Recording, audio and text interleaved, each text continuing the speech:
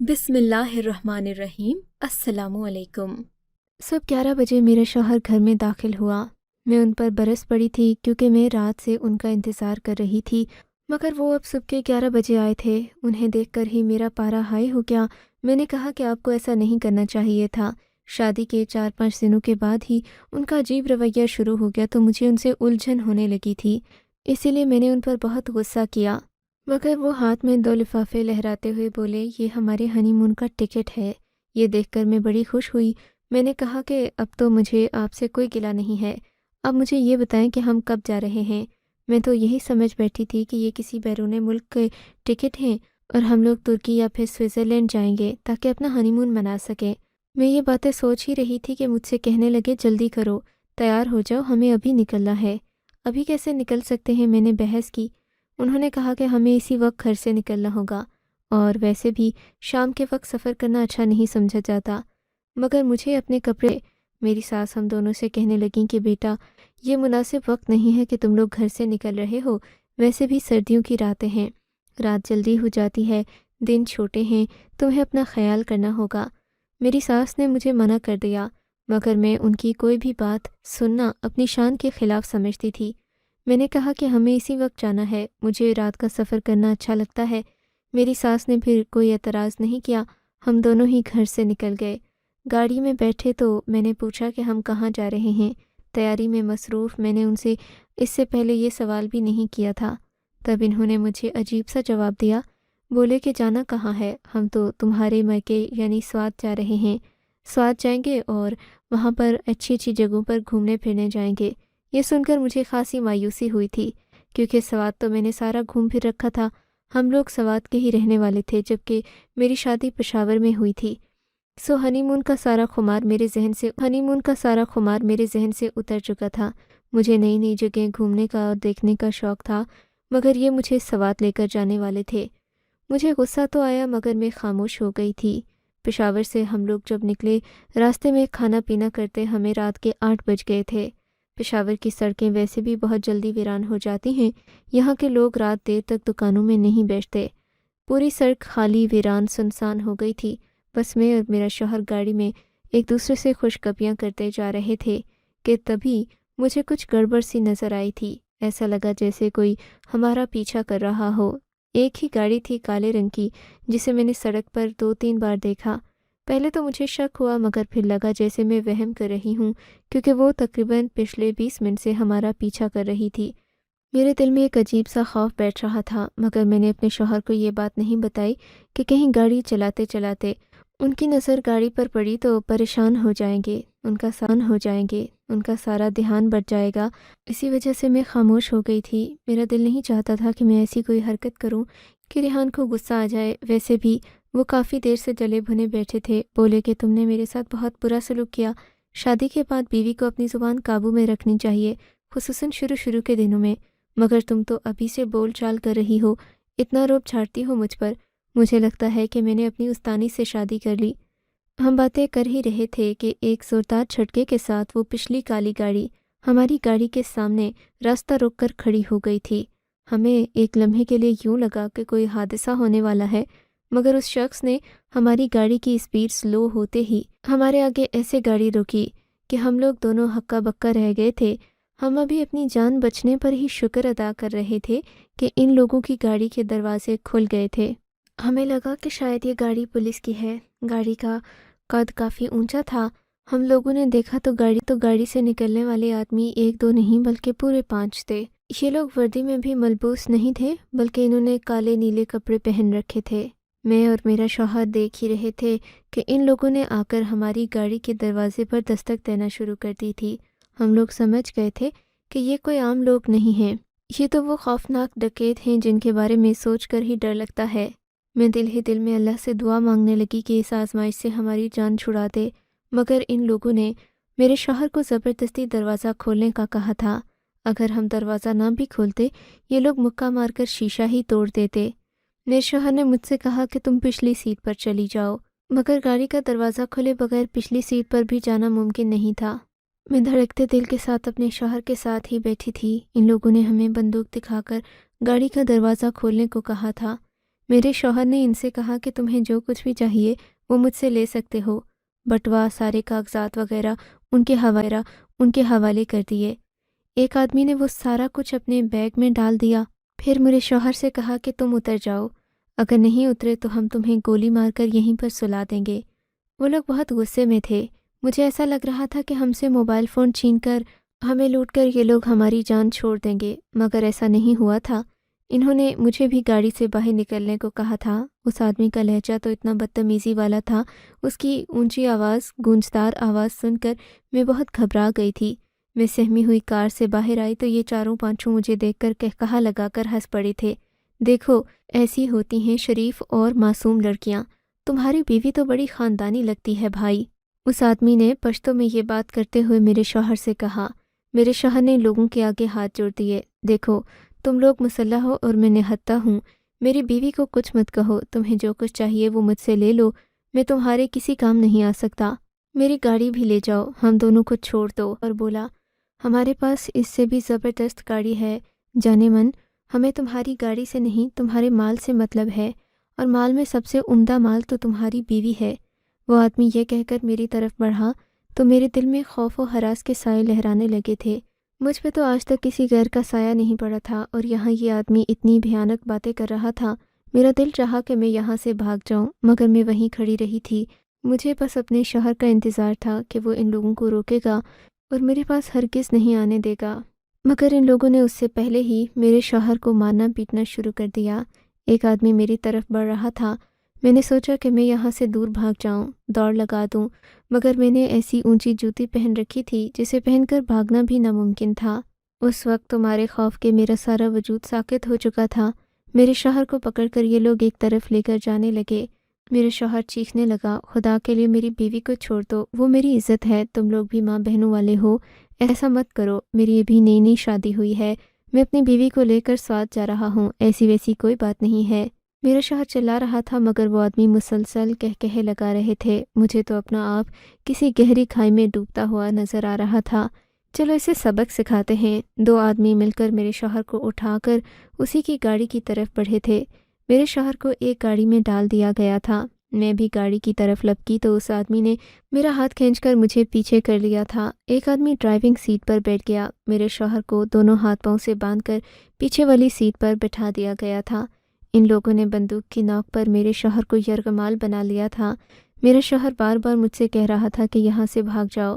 میں نے بھاگنے کی کوشش بھی کی مگر اس آدمی کے ہاتھ کی گرفت بہت مضبوط تھی، اسے چھڑا کر بھاگنا تو بڑی ناممکن سی بات تھی۔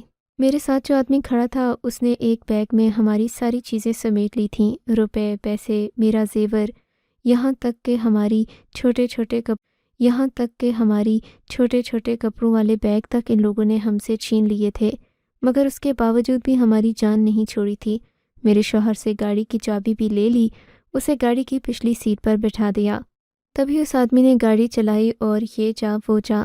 میں جن آدمیوں کے ساتھ کھڑی تھی وہ دو تھے، دونوں ہی بڑے خطرناک، ان کے قد تقریباً 6 فٹ ہوئے ہوں گے، جبکہ چہرے پر داڑھی سجا رکھی تھی۔ مجھے یہاں سے بھاگنے کی کوئی صورت نظر نہیں آ رہی تھی۔ یہ دونوں مجھے گاڑی کی طرف لے کر جانے لگے کہ میں نے سورہ رحمان کی تلاوت شروع کر دی تھی۔ میں نے اونچی آواز میں تلاوت کرنا شروع کر دی کیونکہ میرے پاس اس کے علاوہ اور کوئی نہیں تھا۔ میں نے یہی سنا تھا کہ مشکل وقت میں اپنے رب کو پکارنے سے وہ جواب ضرور دیتا ہے۔ تو تمہیں یہ کام بھی آتا ہے، واقعی تمہارے شوہر نے تمہیں چن کر ڈھونڈا ہے، تم تو مولویانی بھی ہو۔ ایک آدمی مذاق کر رہا تھا جبکہ دوسرے نے مجھے غصے سے چپ کروانے کی کوشش کی۔ میرے سامنے یہ سب کچھ کر کے میرا دماغ خراب نہ کرو، ہم نے وہی کریں گے، تم جیسی عورت کسی کو بار بار نہیں ملتی۔ اتنی واہیات باتیں سن کر مجھے ان لوگوں پر غصہ بھی آ رہا تھا۔ میرے بابا ہوتے تو انہیں چیر کر رکھ دیتے، مگر اس وقت اس تنہا جنگل میں میرے ساتھ سوائے اللہ کے اور کوئی نہیں تھا۔ مجھے اپنی جنگ خود ہی لڑنی تھی، مگر جیسے ہی میری اس آدمی پر نظر پڑی جو کہ ساتھ والی سیٹ پر بیٹھا تھا تو میرے ہوش اڑ گئے تھے۔ مجھے اس وقت اس کی جگہ کوئی کتا نظر آ رہا تھا۔ انتہائی بھیانک صورت والا وہ آدمی قریب تھا کہ مجھے برباد کرتا کہ دوسرے نے اسے آواز دی اور کہا کہ یہ دیکھو۔ میرے بیگ سے نکلنے والے 2 کاغذ اس نے خوفناک شکل والے دوسرے آدمی کو دکھائے تو وہ بھی پڑھ کر یوں خاموش ہو گیا جیسے ان دونوں کو سانپ سونگھ گیا ہو۔ کاغذ کو دیکھتے ہی دونوں کا رویہ نرم پڑ گیا۔ دوسرا آدمی جو میری طرف ہاتھ بڑھا رہا تھا وہ یوں مومن بن کر بیٹھ گیا جیسے اس نے مجھے اغوا ہی نہیں کیا، بالکل خاموش ہو گیا تھا۔ ایسے لگتا تھا جیسے اس کا دل بدل گیا ہو۔ کیا ہوا ہے؟ تم لوگ یکدم رک کیسے گئے؟ میں نے دل میں سوچا میرے سورہ رحمان پڑھنے کا معجزہ ہے کیا؟ میں دل میں سوچنے لگی، لیکن اگر ایسا ہوتا تو وہ 2 کاغذ دیکھ کر ہی یہ لوگ کیوں خاموش ہوتے؟ میں دل میں سوچ ہی رہی تھی کہ گاڑی نے ایک جھٹکا کھایا۔ اس کے بعد مجھے کچھ ہوش نہیں رہا کہ کیا ہوا۔ پھر جب میری آنکھ کھلی تو میں ایک بستر پر لیٹی ہوئی تھی۔ یہ کسی کا گھر لگ رہا تھا۔ پہلے پہل تو مجھے لگا کہ یہ ہسپتال ہوگا، مگر یہ کسی کا گھر تھا۔ میری آنکھ کھلی تو مجھے پچھلی رات کا سارا واقعہ یاد آنے لگا تھا۔ میں سوچ نہیں سکتی تھی کہ اس ساری مصیبت سے میری جان چھوٹے گی۔ مجھے سب سے زیادہ فکر اپنے شوہر کی تھی، کیونکہ ایک عورت کے لیے اس سے زیادہ ضروری کوئی نہیں ہوتا۔ مجھے ایسے لگ رہا تھا جیسے میں نے کوئی بہت بڑی غلطی کر دی ہو۔ بار بار اپنی ساس کی باتیں یاد آ رہی تھیں۔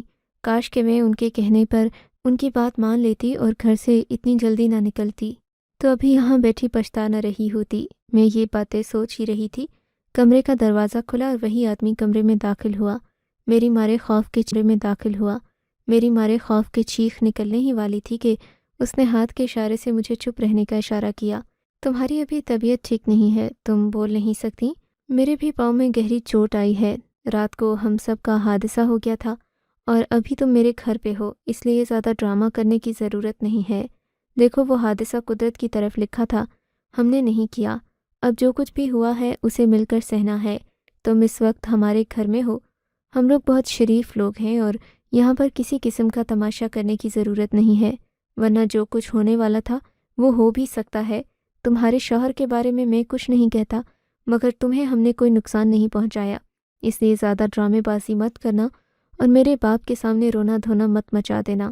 میں نے انہیں یہی کہا ہے کہ تم ایک زخمی لڑکی ہو اور ہماری کار کے آگے آ کر زخمی ہوئی ہو۔ میرے باپ کو تم نے بھی یہی بات بتانی ہے، اگر تم نے کوئی اور بات بتائی تو بہت برا ہو جائے گا۔ اس آدمی کا صفاق یقین تھی کہ کم از کم میری عزت تو محفوظ ہے، مگر ظاہر ہے تھی تو میں ابھی بھی غیروں کے گھر پر اور مجھے اپنے شوہر کی بھی فکر ستا رہی تھی۔ میں نے اس آدمی سے پوچھنے کی بھی کوشش کی، مگر وہ کمرے کا دروازہ بند کر کے باہر چلا گیا۔ میرے دل میں طرح طرح کے خیالات آ رہے تھے۔ مجھے سمجھ نہیں آتا تھا کہ میں کیا کروں گی۔ پتہ نہیں میرے گھر والے، میرا شوہر مجھے قبول بھی کرے گا یا نہیں۔ مگر اسی دن شام کو جب وہ آدمی میرے کمرے میں آیا تو اس نے ایک عجیب انکشاف کیا۔ اس نے اپنا نام مجھے بتایا، کہنے لگا میرا نام شیردل ہے اور میں تمہیں یہاں بس اس لیے لایا ہوں کہ تمہارا یہ زخم ٹھیک ہو جائے، پھر تمہیں تمہارے گھر چھوڑاؤں گا۔ حیرت کی بات تو یہ تھی کہ وہ مجھے بہن کہہ کر پکار رہا تھا۔ میں تمہیں گھر چھوڑاؤں گا، اس بات کی فکر نہیں کرنا، اور تم یہاں پر محفوظ ہو میری بہنوں کی طرح۔ اگر تمہیں اس بات پر کوئی شک ہے تو میں اپنی بہن کو ہی تمہارے پاس بھیجوں گا، مگر میں نے ان لوگوں کو یہ بتا رکھا ہے کہ تم میرے دوست کی بہن ہو، اس لیے میں تمہیں گھر لے کر آیا ہوں۔ اور ہاں یہ رہا تمہارا بیگ، یہ بھی اپنے پاس رکھ لو۔ شام تک تمہاری پٹی اگر کھل گئی تو میں تمہیں خود تمہارے گھر لے کر جاؤں گا۔ میں دل میں اس آدمی کے جانے کے بعد سوچنے لگی کہ اگر اس نے مجھے میرے گھر میں ہی جا کر چھوڑنا تھا تو پھر یہ سب کرنے کا مقصد کیا تھا؟ کہ یہ لوگ میرے شوہر کے دشمن تھے، لیکن اگر یہ لوگ دشمن ہوتے تو پھر موقع پر ہی اس سے فائدہ اٹھاتے یا پھر اس کا سامان وغیرہ چھین کر اسے الگ جگہ پر بھیج دیتے۔ مگر یہ لوگ تو 3 میرے شوہر کے ساتھ گئے تھے، جبکہ باقی میرے ساتھ مجھے دوسری گاڑی میں لے کر کہیں جا رہے تھے۔ راستے میں پتہ نہیں ایسا کیا ہوا کہ اچانک ان لوگوں کا ذہن بدل گیا۔ پھر حادثہ تو قدرت کی طرف سے ہونا لکھا تھا، اس بات میں بھی ان کا کوئی قصور نہیں تھا، مگر یہ لوگ تھے کون اور مجھے کیوں اغوا کر کے لائے تھے، اس بات کا جواب ابھی تک مجھے نہیں مل سکا تھا۔ بہرحال میں نے سوچ لیا کہ میں اب اس شخص کے گھر والوں سے کوئی بات نہیں کروں گی، یہ مجھے گھر چھوڑ آئے یہی بڑی بات ہے۔ ایسا ہی ہوا، شام کو ڈاکٹر آئی، اس نے میرا پاؤں وغیرہ دیکھا، پٹی کھول دی، معمولی سی موچ آئی تھی۔ اتنے میں شیردل آ گیا، بولا کہ تم آؤ، باہر گاڑی کھڑی تمہارا انتظار کر رہی ہے، تمہیں مجھے گھر کا پتہ بھی بتانا ہوگا، مجھے تم پر ترس آ رہا ہے۔ یہ کہتا گاڑی میں بیٹھتے ہی اس نے مجھ سے یہ بات کہی تو میرا دل ڈوبنے لگا تھا۔ کیوں، کیا ہوا؟ کیا تم لوگ مجھے کہیں اور لے کر گئے تھے؟ میرا فائدہ اٹھایا تم لوگوں نے؟ ایسی بات نہیں ہے میری بہن، اگر ایسا ہوتا تو ہم لوگ تمہیں گاڑی میں ڈال کر نہ لاتے، تمہارے شوہر کے سامنے تم پر تشدد کرتے، اور شاید ایسا کرتے بھی کیونکہ فضل کو بہت غصہ تھا تم پر، لیکن بس تمہارے بیگ سے ایک ایسی چیز نکلی کہ ہم نے تمہیں چھوڑ دیا۔ یہ سن کر میرے بھی کان کھڑے ہو گئے، میں بھی دلچسپی سے اس کی باتیں سننے لگی۔ ایسی کیا چیز تھی میرے بیگ میں جو تم لوگوں نے دیکھتے ہی مجھے چھوڑ دیا؟ مجھے بھی تو دکھاؤ۔ نہیں، اگر وہ تم نے دیکھ لی تو تم یہیں بے ہوش ہو جاؤ گی۔ میں پہلے تمہیں تمہارے گھر پہنچاؤں گا، اور یہ تم گھر جا کر کھول کر دیکھ لینا۔ میں نہیں چاہتا کہ یہاں پر تمہاری طبیعت خراب ہو جائے۔ اس آدمی کی باتیں سن کر مجھے بہت غصہ آ رہا تھا۔ مگر تم کون ہو؟ مجھے تم نے میرے شوہر کے ساتھ اغوا کیوں کیا؟ اس بات کا جواب دینا پسند کرو گے؟ ہاں، ضرور پسند کروں گا، لیکن اب یہ سب کچھ جاننے کا فائدہ کوئی نہیں ہے۔ تم اس بات کا یقین رکھو کہ ہم نے تو تمہیں ہاتھ بھی نہیں لگایا۔ رات کو حادثہ ہو گیا تھا، تمہارے سامنے ہی ہم لوگ بھی زخمی ہیں۔ تمہارے تو صرف پاؤں میں موچ آئی ہے، میری تو کمر بھی ٹوٹ گئی ہے۔ اب میں جاؤں گا تو کچھ اپنی مرہم پٹی کرواؤں گا، ڈاکٹر کے پاس ضرور جاؤں گا، ایکس رے وغیرہ کرواؤں گا، کہیں کوئی ہڈی نہ ٹوٹ گئی ہو۔ وہ آدمی چپڑ چپڑ باتیں تو کر رہا تھا، مگر مجھے اصل موضوع کی طرف نہیں لا رہا تھا۔ اس کی باتوں میں کوئی صداقت بھی نہیں لگ رہی تھی۔ میں چپ ہو گئی تھی۔ سوات تک کا راستہ اس اکیلے آدمی کے ساتھ طے کرنا میرے لیے بڑا مشکل تھا۔ میں نے سوچا کہ میں راستے میں اس کے بارے میں مزید باتیں جان لوں، تاکہ اگر کہیں اس کی نیت میں کوئی کھوٹ نظر آئے تو میں اس کے خلاف اٹھ کھڑی ہو سکوں، آواز اٹھا سکوں۔ میرا نام شیردل ہے اور میں تمہارے شوہر کو جانتا ہوں۔ یہ سنتے ہی میرے قدموں تلے سے زمین نکل گئی تھی۔ تم میرے شوہر کو جانتے ہو، مگر کس حوالے سے؟ کیا تم اس کے دوست ہو؟ تم لوگوں نے مجھے جان بوجھ کر اغوا کیا، مگر کیوں؟ میری بات سن کر اس نے کہا کہ وہ پوری کہانی مجھے بتائے گا، لیکن اس کے بعد مجھے وعدہ کرنا ہوگا کہ میں گھر جا کر کوئی بات نہیں کروں گی، نہ ہی شیردل کے گھر جانے کا ذکر کروں گی۔ میں نے مجبوراً حامی بھر لی تھی۔ تبھی شیردل نے جو بات مجھے بتائی تھی، اس نے تو میری جان نکال دی۔ افضل میرا بہت اچھا دوست رہا ہے۔ تمہارا شوہر افضل میرے لیے بہت ضروری دوست مانا جاتا تھا۔ میرے سب گھر والوں کو بھی پتہ تھا کہ افضل میرے گھر آتا ہے، اور گھر آ کر وہ ہر کام میں حصہ ڈالتا تھا، چاہے میری بہنوں کے کوئی کام ہوں یا پھر انہیں اسکول پہنچانا ہو۔ افضل پر میں اتنا ہی بھروسہ کرتا تھا جتنا کہ ایک سگے بھائی پر بھروسہ کیا جاتا ہے۔ میں افضل کو اچھے طریقے سے جانتا تھا، مگر مجھے یہ نہیں پتہ چلا کہ کب افضل نے میری بہن کے ساتھ چکر چلا لیا۔ وہ اکثر اسکول سے لیٹ آنے لگی۔ افضل اسے واپسی پر لے آتا تھا، کیونکہ افضل کا کالج بھی ہمارے گھر کے راستے میں پڑتا تھا۔ افضل ویسے تو اپنی گاڑی پر جاتا تھا، جس دن بائک پر جانا ہوتا تو میں اپنی بہن کو منع کر دیتا کہ تم افضل کے ساتھ نہیں آنا، میں تمہیں خود لینے آؤں گا۔ مگر رفتہ رفتہ افضل نے بھی اپنی گاڑی کا استعمال بڑھا دیا اور وہی میری بہن کو لے جانے لگا۔ ہم پٹھانوں میں یہ بات معیوب سمجھی جاتی ہے، مگر میں اپنے گھر والوں سے یہی کہتا تھا کہ مجھے افضل پر پورا بھروسہ ہے۔ افضل نے بھی میرے ابا کا دل کچھ اس طریقے سے جیت رکھا تھا کہ میرے ابا بھی کوئی بات نہیں کرتے تھے۔ مگر پھر جب ہم نے اپنی بہن کی شادی کی تیاریاں شروع کر دیں تو ایک عجیب تماشا ہوا۔ افضل کا منہ بن گیا، وہ مجھ سے بھی بات نہیں کرتا تھا۔ میں تو یہ جان ہی نہیں پایا کہ افضل دل ہی دل میں میری بہن کو پسند کرتا تھا۔ نہ ہی اس نے مجھ سے کبھی ذکر کیا۔ اگر ذکر کر لیتا تو شاید یہ نوبت نہیں آتی جس نوبت تک افضل نے ہم لوگوں کو جا کھڑا کر دیا۔ میں اپنی بہن کی شادی کی تیاریوں میں مصروف تھا۔ بارات بھی ہمارے گھر آ چکی تھی۔ تبھی دلہن غائب ہو گئی۔ ہم لوگ پریشان ہو گئے کہ پتہ نہیں دلہن کہاں گئی۔ میری بہن بہت شریف تھی، اس کا کسی کے ساتھ کبھی کوئی چکر نہیں رہا تھا۔ جب میری بہن غائب ہوئی تو ہم لوگوں نے اسے ڈھونڈنا شروع کر دیا۔ یہ بات بارات والوں کو بھی پتہ چل گئی۔ بارات تو دروازے سے ہی واپس چلی گئی تھی۔ ان لوگوں نے ابھی اپنی گاڑی کا انجن بھی بند نہیں کیا تھا کہ پورے گھر میں یہی بات پھیل گئی کہ شیردل کی بہن بھاگ گئی ہے گھر سے۔ بس پھر کیا تھا، ان لوگوں نے تو وہ کھانا بھی نہیں کھایا اور واپس چلے گئے۔ اب اگر میری بہن واپس بھی آ جاتی تو اس کا کوئی فائدہ نہیں تھا۔ تبھی مجھے محسوس ہوا کہ شادی کی تقریب میں تو افضل ہے ہی نہیں۔ ہم اسے ڈھونڈنے لگے۔ سب کا شک افضل پر جا رہا تھا۔ افضل میری بہن کو کبھی اسکول لے جاتا تھا تو کبھی ادھر ادھر گھمانے پھرانے، اور ساتھ میں اس کی بہن بھی ہوتی تھی۔ افضل کی بہن کی وجہ سے ہم لوگ بھی چپ رہتے تھے، مگر آج جو دھوکہ وہ ہمارے ساتھ کر گیا تھا وہ ناقابل برداشت تھا۔ شادی کی رات افضل میری بہن کو بھگا لے گیا۔ میں نے یہ سوچا نہیں تھا کہ وہ میرے ساتھ اتنا بڑا دھوکہ کرے گا، لیکن پھر اگلے دن جو ہوا اس نے تو ہم سب کے دل چیر کر رکھ دیے۔ غصے سے ہم سب پاگل ہو گئے۔ میری بہن صبح کے 4 بجے گھر آئی اور روتی ہوئی آئی تھی۔ اس کا رونا مجھ سے دیکھا نہیں جا رہا تھا۔ اس نے بتایا کہ افضل اسے لے گیا تھا شادی کے بہانے، مگر شادی نہیں کی۔ البتہ وہ سب ہو گیا جو شادی کے بعد ہوتا ہے۔ ہم نے اپنی بہن کو زندہ دفن کر دینا تھا، مگر اس کی نوبت نہیں آئی۔ اس بیچاری نے خود ہی موت کو گلے لگا لیا۔ ہم لوگ سوچ بھی نہیں سکتے تھے کہ ہمارا اتنا عزیز دوست، خاندانی دوست، اتنی بڑی حرکت کر جائے گا۔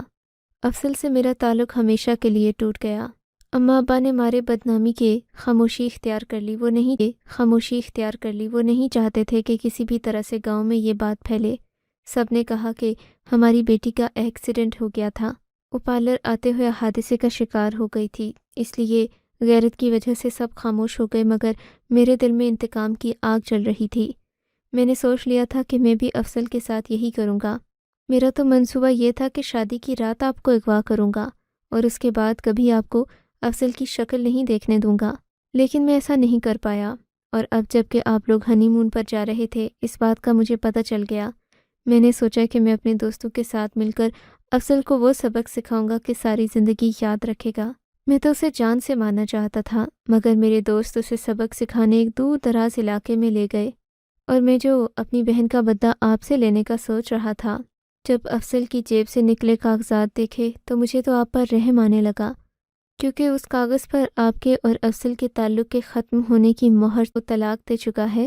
اس کی وجہ اس نے نہیں بتائی، مگر ظاہر ہے جس شخص نے اتنی گھر برباد کیے ہوں، اتنے لوگوں کی خوشیوں پر پانی پھیرا ہو، وہ کیسے خوش رہ سکتا ہے؟ شیر دل کی بات سن کر میری آنکھوں سے آنسو نکلنے لگے۔ پتہ نہیں کیوں مجھے رونا آ رہا تھا۔ میرے شوہر نے مجھے یوں چھوڑ دیا بلا وجہ کے۔ یہ بات بڑی عجیب تھی۔ مجھے حیرت ہو رہی تھی کہ وہ ایسا کیسے کر سکتے تھے، لیکن جو ہو چکا تھا اس پر آنسو بہانے کا کوئی فائدہ نہیں تھا۔ بھاری دل کے ساتھ میں اپنے ماں باپ کے گھر پہنچی۔ انہیں اس حادثے کے بارے میں نے کچھ نہیں بتایا، بس وہ کاغذات انہیں دکھا دیے۔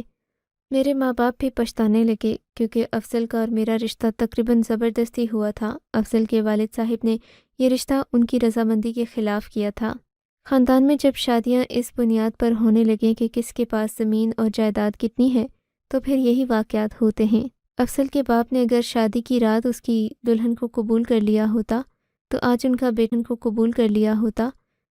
کا بیٹا بھرے خاندان میں ان کو بدنام نہیں کرتا۔